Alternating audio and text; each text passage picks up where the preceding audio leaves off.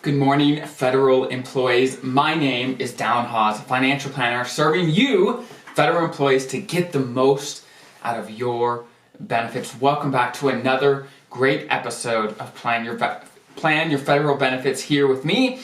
And today is one of my favorite topics. And as you know, if you're regular here, Social Security. It's one that comes up all the time. And I think for good reason, because when it comes to retirement as federal employees, often, and as just an American, for most Americans, Social Security is a huge part of their retirement picture. And so getting that piece right is a huge step to laying the foundation for your retirement income. So without further ado, we're going to jump right in. And today's topic is breaking down the notion that there is a perfect time to file.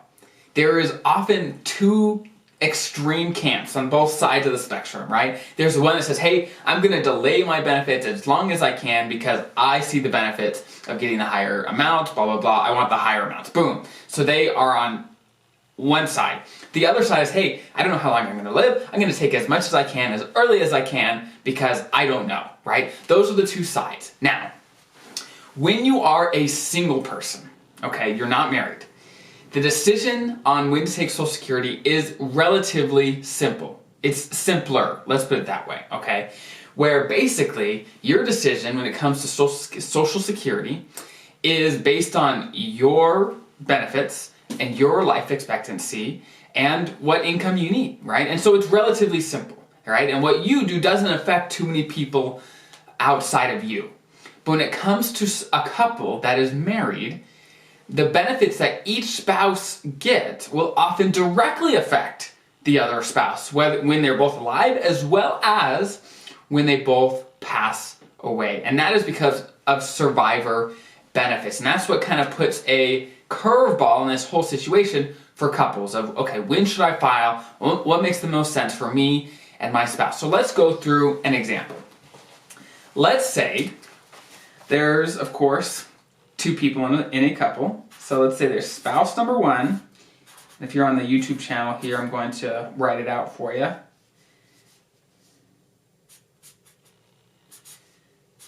Okay, here.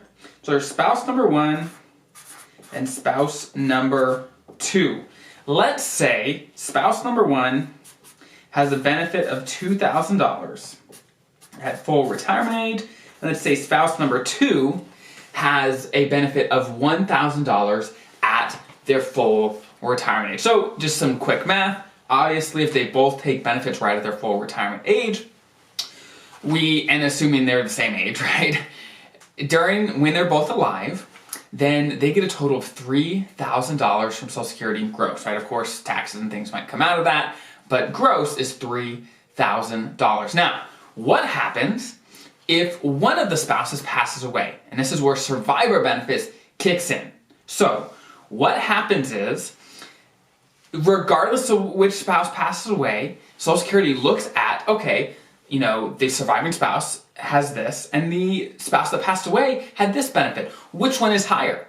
And they take the higher amount, and that is the benefit that the surviving spouse receives. So, for example, in our example, spouse one or spouse two, if either of them passes away, the surviving spouse is going to get $2,000 because that was the benefit that is the higher amount of spouse one. So even if spouse two passes away, of course spouse one is just going to continue getting their benefit. But if spouse one passes away, then spouse two will no longer receive their benefit, and they will then start receiving the benefit of spouse one. Now, there's a few complexities if the first spouse took benefits super early, but that's kind of out of the scope of this video. In a nutshell, this is generally what happens. So, after we review that, what becomes apparent is that when the higher earning spouse takes their benefits, often makes a bigger difference than when the lower earning spouse takes it. Because basically how Social Security works and the decision on when to file all comes to how long you're going to live, right? And when you need the money. And so there's often a break-even age, and that age differs depending on your benefit and how long you live and lots of things.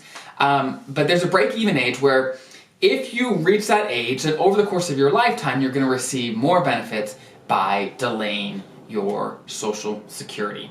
Now, because the higher earning spouse, their benefit lasts not just their lifetime, but also the lifetime of their spouse, right? Regardless of who lives longer. That gives more favor to the higher earning spouse delaying their benefits, because the odds of at least one of the spouses living at least to that break-even age, if not a lot longer, goes up, right? And so it gives more favor to the higher earning spouse, again, to delay benefits, because first, they want their spouse to be taken care of no matter what, and regardless of who passes away, that higher amount will last over the course of both of their lifetimes, which can be powerful. Now, the last question we have to answer is, okay, what about the lower earning spouse? What is the best thing for them to do? And obviously, we don't know how long people are going to live. And if we knew that, the decision would be a ton easier, but we don't. So the question we have to answer is, okay, should the lower earning spouse delay benefits as well? And if you kind of run the numbers, basically the only time that it would make sense for the lower earning spouse to delay benefits as long as they can as well is when both spouses live deep into their 80s or into their 90s, okay?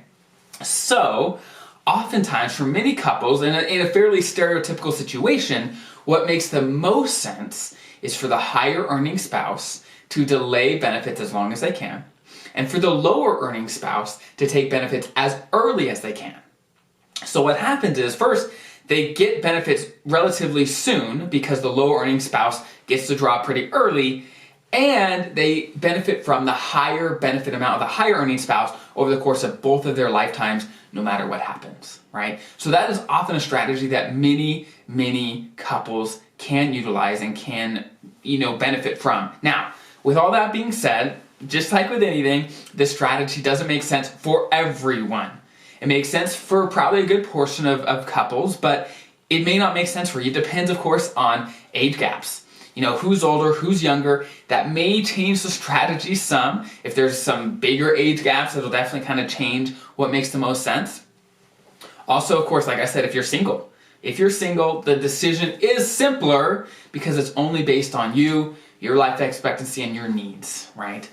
So, I hope that was helpful. Again, there is no perfect way to take Social Security. It depends on a lot of things. And if we knew how long you were going to live exactly, that would make it a lot easier. But it's a guess. It's an educated guess on, okay, what's the best strategy I could take so that first, no matter what, my spouse is going to be taken care of and I'm going to be taken care of. Those bases we want to have covered. And above and beyond that, there's some strategies to optimize, but those are the first things you should think about when talking about Social Security or even your pension and survivor benefits. Making sure if one spouse passes away, what is that going to do to the other spouse? Because odds are both spouses are not going to pass away at the same time. It happens, right? There's stories where spouses pass away within hours of each other, right? It does happen. But oftentimes there's a gap.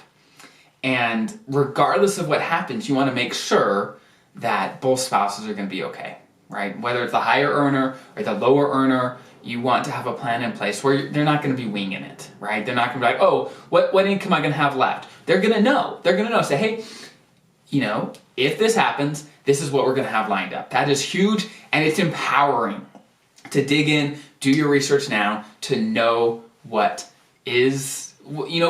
life could be, right? I am not a pessimistic person. I'm a very optimistic person, but I'm a planner. You have to plan for things so that you can be optimistic to say, hey, no matter what, we have a plan in place. Obviously, we both want to live a very, very long time, and odds are you will. But you want to have a plan, right? That is probably the crux of my message on all these YouTube videos and all these podcasts is have a plan. Think through it. Go through the work now so that no matter what happens, you're set. Your spouse is set, and you're ready to have an incredible career and retirement. So I hope that was helpful. Have a phenomenal rest of your day, and I'll see you next time.